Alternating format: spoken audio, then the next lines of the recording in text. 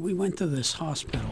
You know, it was a 30-bed hospital that had about 350 people. There weren't enough beds, there weren't enough doctors. It felt like a war zone. People were laying out in the hallways and outside, really badly injured people, children who had lost limbs. And to hear these children screaming was just hard. People ask me a lot, how do you do it? Or they say, I don't know how you do it. And I really don't know how I do it either. I do ask myself, why do I do it sometimes? When you're looking at things through the camera, it doesn't feel quite as real somehow. I was always able to keep my distance, but it was hard in Haiti to separate my journalist self from my human self. Like, I wanted to help. I wanted to take that pain away somehow. I realized that these are people whose stories need to be told. It suddenly comes into focus. They are why I do it.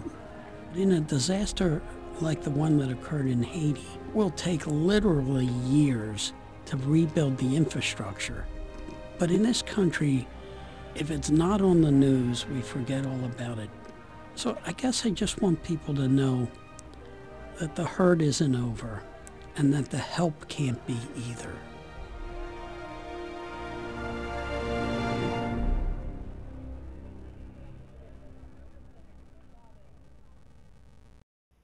During the 30-hour famine, During the 30-hour famine, I During the 30-hour famine, During the 30-hour famine, During 30-hour famine, During the 30-hour famine, I realized that surviving in Africa is difficult. After watching these videos, I realized that being in America, we have more stuff.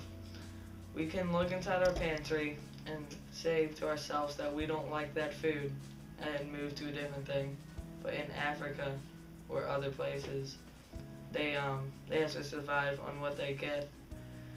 I experienced a weekend full of games and discussion, but games weren't everything. The videos we watched went deep and really broke my heart, knowing there are kids and families in poverty dying because of starvation and undernourishment. So this weekend, Relentless went 30 hours without eating to feel what they do and go through.